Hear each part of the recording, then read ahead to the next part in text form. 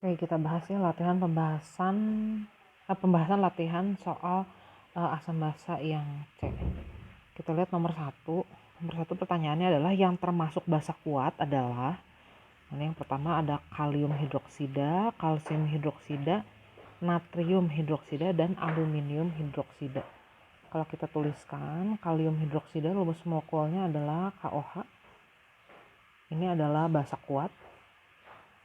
Yang kedua, kalsium hidroksida, rumus molekulnya CaOH 2 kali, ini juga basa kuat. Natrium hidroksida, ini juga basa kuat.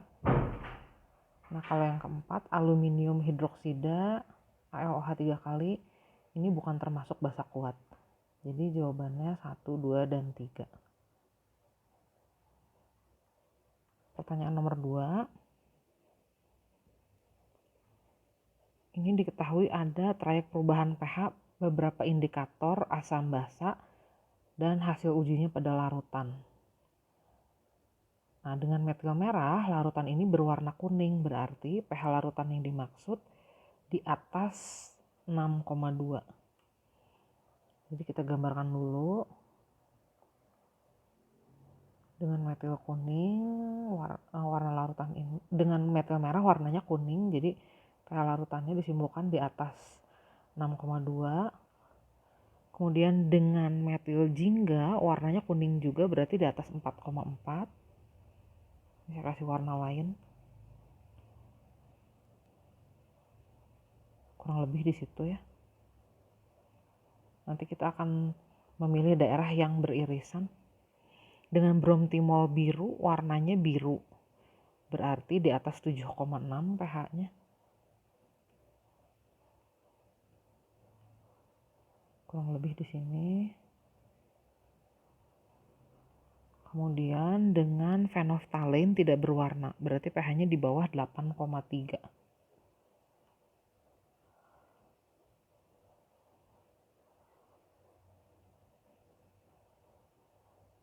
Nah, kalau kita cari irisannya, yang memenuhi semua syarat tadi adalah daerah ini. Jadi disimpulkan larutan kita memiliki pH di antara 7,6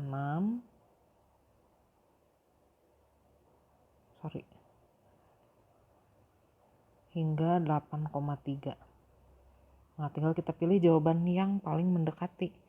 Antara 7,6 sampai 8,3 berarti yang masuk adalah 8 ya. Jadi jawabannya kita pilih yang E. Berikutnya nomor 3. Pertanyaannya, perhatikan reaksi yang ada di situ. Ini akan membicarakan tentang konsep asam basa Bronsted-Lowry. Nah, menurut Bronsted-Lowry fungsi yang tepat adalah yang mana? Oke, saya tuliskan lagi ya persamaannya. Di situ ada ion CH3COOH2 plus, ada H2O. Di pihak kanannya ada CH3COOH dan ion H3O+. Kalau kita lihat di sini ada dua pasang asam dan basa konjugasi. Ini pasangan yang pertama. Kok nggak lurus? Oke. Di mana CH3COOH2+ ini kelebihan H atau bisa mendonorkan H, ion H+, jadi dia bertindak sebagai asam menurut Bronsted-Lowry. Pasangannya adalah basa konjugasi. Nah, pasangan yang keduanya adalah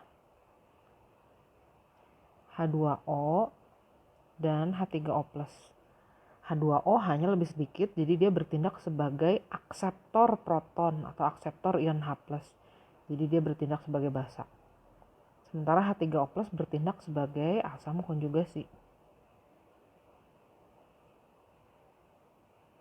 Nah, tinggal kita pilih pernyataan yang benarnya. Pernyataan nomor 1,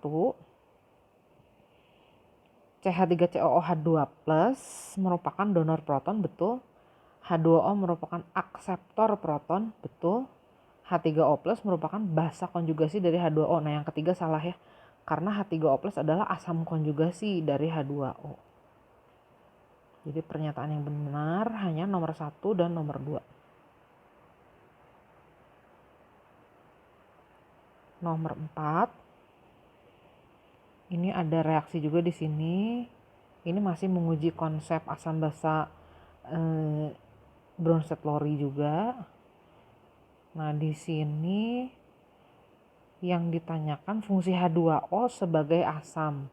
Berarti H2O-nya di sini harus lebih banyak H-nya daripada pasangannya, atau H2O-nya memungkinkan untuk mendonorkan proton.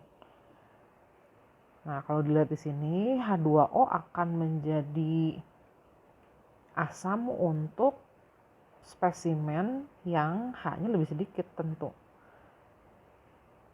Seperti ini misalnya. Jadi H2O-nya mungkin mendonorkan proton. Jadi dia bertindak sebagai asam. Nah, pasangannya adalah basa konjugasi. Jadi tinggal kita pilih aja persamaan yang ada H2O di kiri dan OH- di kanan. Nah, kalau dilihat nomor 1, H2O-nya di kiri, di kanannya H3O+. Bukan nih, H2O-nya ini bertindak sebagai basa di sini. Yang kedua, H2O-nya ada di kanan, H3O+-nya ada di kiri, H2O-nya jadi bertindak sebagai basa konjugasi. Yang ketiga, H2O-nya, nah ini yang benar nih, bertindak sebagai asam karena dia asam terhadap OH-. Jadi jawaban yang benar 3 saja. Nomor 5. Diketahui ada 3 larutan asam konsentrasinya sama. pH-nya Ha 2,5, Hb 4, Hc 3,5. Urutan ketiga asam tersebut dimulai dari asam yang paling lemah. Asam yang paling lemah berarti pH-nya paling tinggi. Asam paling kuat adalah asam yang pH-nya paling rendah. Jadi asam yang paling lemah adalah Hb, diikuti Hc, dan yang paling kuat adalah Ha. Jadi kalau kita lihat kekuatan asamnya, Hb itu paling lemah, Hc, kemudian yang paling kuatnya Ha, karena pH-nya paling kecil Ha. Jadi urutannya 2, 3, 1.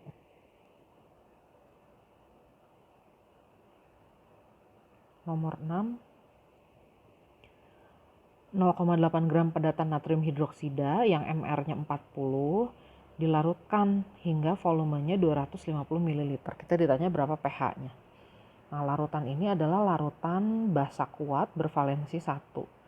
Jadi kalau kita akan menghitung konsentrasi ion OH-nya, kita sudah menurunkan rumusnya sebelumnya, kita bisa menghitung langsung dengan persamaan ini.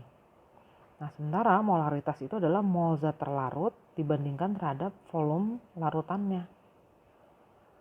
Nah, sedangkan mol itu adalah massa zat dibandingkan terhadap massa molekul relatifnya. Jadi nanti kita dapat perhitungan seperti ini. Kalau kita lanjutkan, jadi konsentrasi ion OH-nya adalah massanya tadi 0,8 gram, MR-nya 40, volumenya tadi dijadikan 250 ml atau 0,25 liter. Nah, kenapa saya gunakan satuan liter? Karena satuan massanya dalam gram. Kalau satuan massa zat terlarutnya dalam miligram, kita bisa pakai satuan mililiter, nggak masalah. Valensinya 1, jumlah ion OH- per molekulnya 1 nih, kelihatan. Nah, jadi kalau kita hitung, ini konsentrasi ion OH-nya 0,8 dibagi 40 kali 0,25 itu 10. Atau 8 kali 10 pangkat min 2. Berarti POH-nya min log 8 kali 10 pangkat min 2 atau 2 min log 8. pH-nya adalah 14 dikurangi POH ya. 12 ditambah log 8. Log 8-nya boleh kita ubah jadi 3 kali log 2. Jadi pH larutannya adalah 12 ditambah 3 kali 0,3. Jadi 12,9. Pilihan jawabannya A.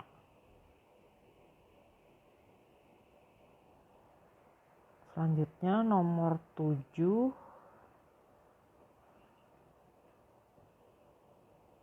Suatu indikator memberikan warna yang sama ketika diteteskan ke dalam larutan basa lemah XOH 0,1 molar dan kalsium hidroksida 5 kali 10 pangkat min 3 molar. Kita ditanya derajat ionisasi atau alfa dari basa lemah XOH. Kalau ada dua larutan warnanya sama dalam suatu indikator, itu berarti pH-nya sama.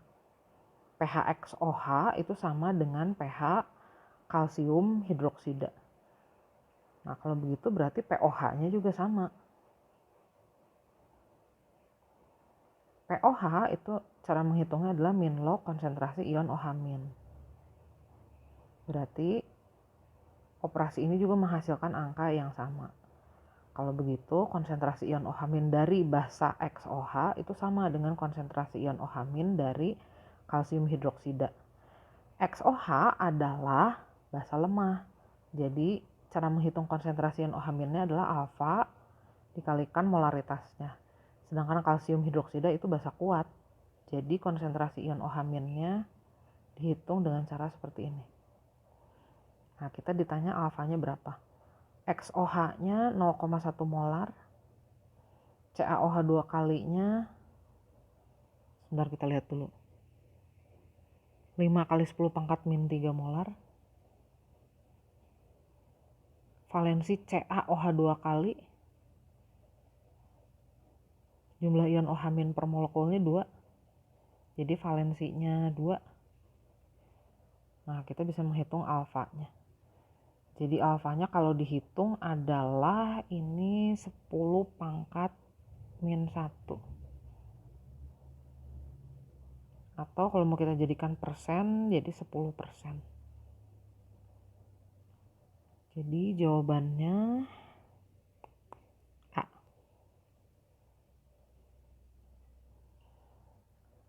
Nomor 8.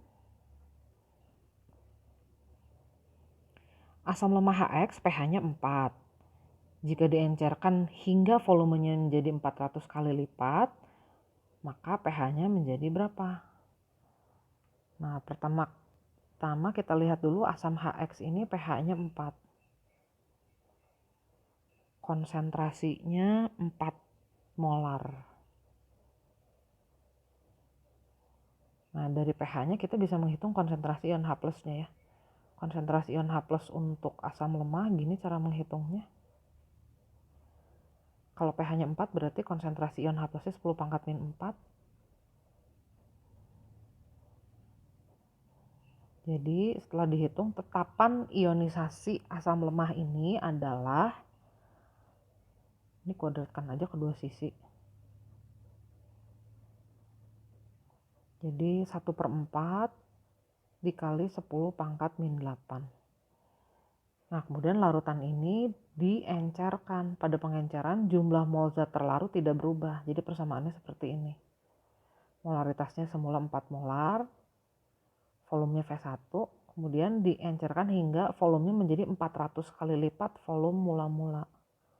Jadi saya tuliskan saja 400 dikali V1. Jadi kita hitung M2-nya adalah 10 pangkat min 2 molar. Nah, kalau kita akan hitung konsentrasi ion H+ setelah pengenceran, kita sebut saja H+2, berarti akar Ka dikali molaritas setelah pengenceran. Nilai Ka akan selalu tetapan namanya. M2-nya 10 pangkat min 2. Nah, ini kalau kita hitung, jadi kita nanti dapat setengah dikali 10 pangkat min 5. Atau 5 dikali 10 pangkat min 6.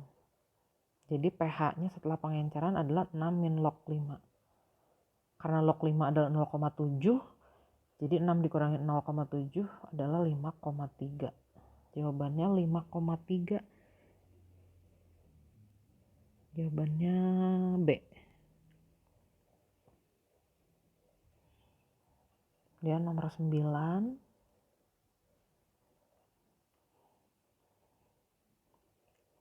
500 ml natrium hidroksida dicampurkan dengan asam sulfat. pH yang terbentuknya adalah, nah ini terjadi reaksi antara basa kuat dengan asam kuat. Kita tuliskan dulu reaksinya. Natrium hidroksida dengan asam sulfat. Kita tukarkan pasangan anion kationnya. Ini kan kationnya Na+, anionnya OH-. Ini kationnya H+, anionnya SO4 2-. Tukarkan pasangannya Na jadi sama SO4, H dengan H2O. Nah, kita dapat persamaan. Ini saya hapus. Kemudian kita setarakan persamaannya. Mulai dari unsur logam dulu, natrium, kemudian sulfurnya, kemudian hidrogennya. Nah, terakhir pasti oksigennya setara. Natrium hidroksidanya yang direaksikan adalah 500 ml 0,2 molar. Kalau kita hitung molnya berarti mula-mula jumlah molnya adalah 100 milimol. Sementara H2SO4-nya 100 ml 0,2 molar. Kita hitung juga molnya 20 milimol. Nah, terus kita cari ini reaksi pembatasnya yang mana? Yang mau mula-mula perkoefisiennya lebih kecil. Tentu yang ini. Jadi NaOH yang bereaksinya 40 milimol, Na2SO4 yang terbentuknya 20 milimol, airnya terbentuk 40 milimol. Nah, di sini kita punya sisa basa kuat 60 milimol. Dengan volume total kalau dijumlahkan asam dan basanya 600 ml. Dari mana? Dari sini. 500 ditambah 100 ml. Nah, jadi sekarang kita hitung pH yang tersisanya. Sisanya adalah basa kuat. Bervalensi 1. Nah, kita hitung berapa konsentrasi ion OH-nya. Karena basa kuat, jadi gini cara ngitung konsentrasi ion H+-nya. Molaritasnya itu mol dibagi volume. Tadi mol basa yang tersisanya 60 milimol. Volume total campurannya 600 ml. Valensinya 1. Jadi kalau kita hitung konsentrasi ion OH-nya 10 pangkat min 1, berarti pOH-nya min log 10 pangkat min 1, pH-nya berarti 13. Kita selalu berasumsi KW-nya 1 kali 10 pangkat min 14. Jawabannya D. Nomor 10. Ini ada suatu prosedur titrasi antara asam asetat dengan NaOH. Asam asetat direaksikan dengan NaOH pada titik ekivalen atau saat keduanya tepat bereaksi. Di situ terbaca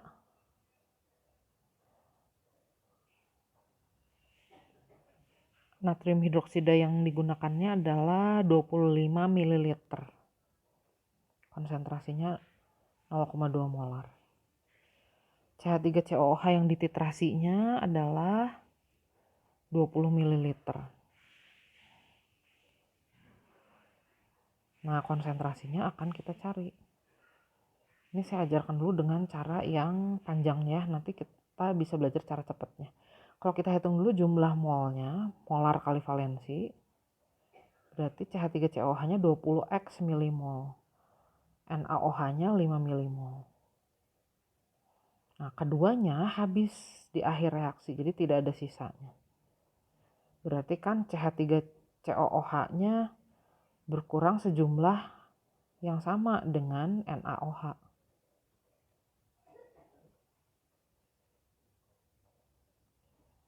Nah, dari sini kita bisa memanfaatkan perhitungan 20x min 5 itu sama dengan 0.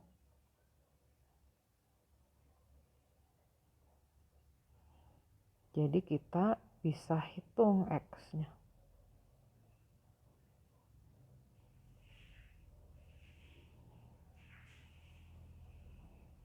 Atau 0,25 molar.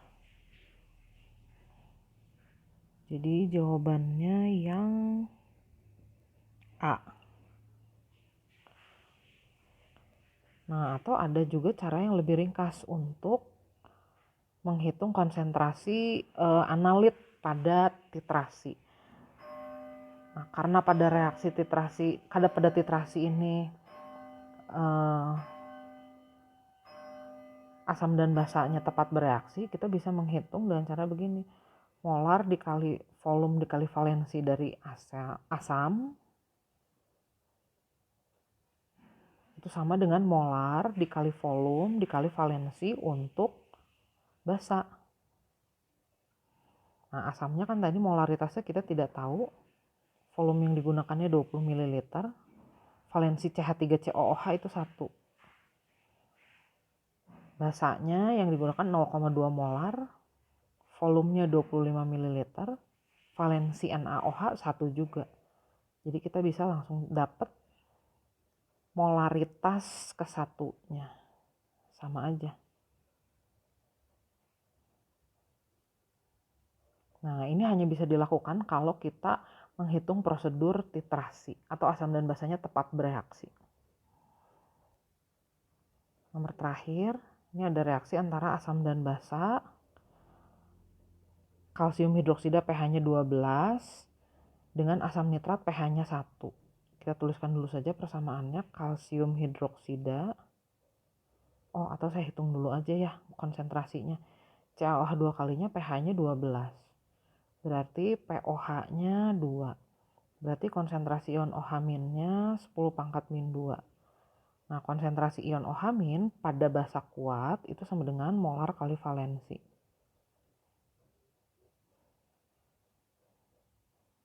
Molaritasnya akan dicari, valensi kalsium hidroksida itu 2.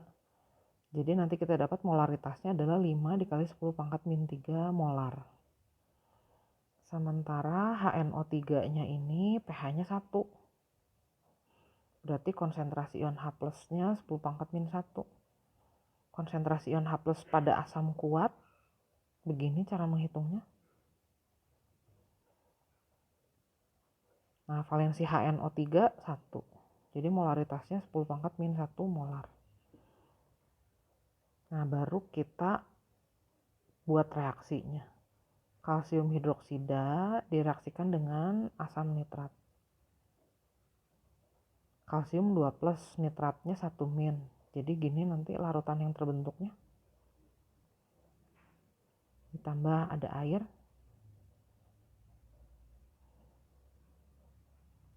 Nah, kalsium hidroksidanya itu tadi yang direaksikan volumenya 200 ml. Asam nitratnya X.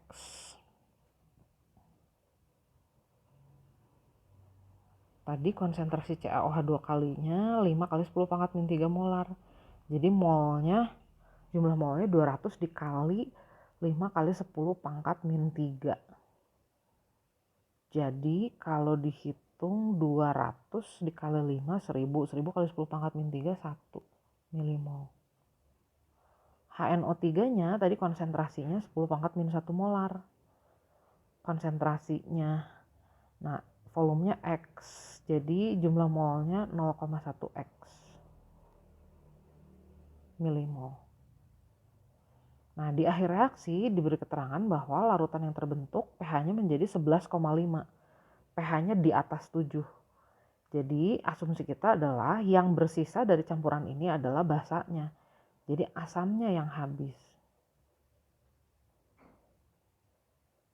Nah, tadi jangan lupa disetarakan dulu nih persamaannya. Jadi kalau asam nitratnya berkurang 0,1 X, berarti kalsium hidroksidanya berkurang 0,05 X. Karena koefisiennya 1 atau koefisiennya setengah kali dibandingkan koefisien HNO3. Kalsium nitratnya juga bertambah sebanyak 0,05 X, airnya 0,1 X. Nah, di sini nanti kita akan menghitung sisa CaOH 2 kali yang tersisa. Sekian milimol. Nah, pH campurannya katanya adalah 11,5. Berarti POH-nya 2,5. Nah, ini boleh dijadikan bentuk 3 dikurangi log 3. Karena log 3 0,5. Jadi konsentrasi ion OH-nya 3 dikali 10 pangkat min 3 molar. Nah, konsentrasi ion OH- pada kalsium hidroksida yang tersisa, ini kan basa kuat bervalensi 2. Gini cara ngitungnya.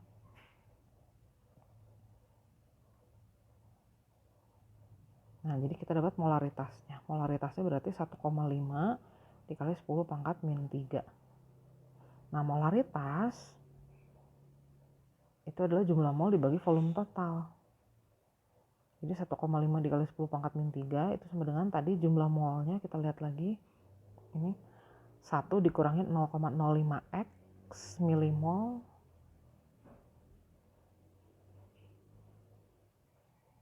volume totalnya berarti jadi 500 atau 200 sih tadi. Oh, 200 mililiter ditambah X. Nah, kita tinggal selesaikan persamaan ini supaya kita dapat X. Kali silang aja. 1,5 kali 2 3. 300 dikali 10 pangkat min 3 berarti 0,3 ditambah, oh ini saya jadikan gini aja deh, 0,0015 X 1,5 kali 10 pangkat min 3 dikali X. Jadi kalau kita hitung di sini jadi 1 dikurangi 0,3 berarti 0,7 itu sama dengan 0,05 15 X. Nah, kalau dihitung X-nya berarti 0,7 dibagi 0,0515. Pakai kalkulator aja deh. 0,7, mana kalkulator?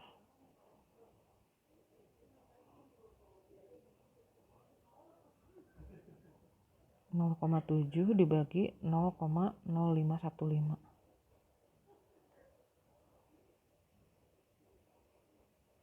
Jadi jawabannya 13,59 ml. Dibulatkan saja 14 ml. Ada nggak ya jawabannya? Oh, ada B. Oke, beres.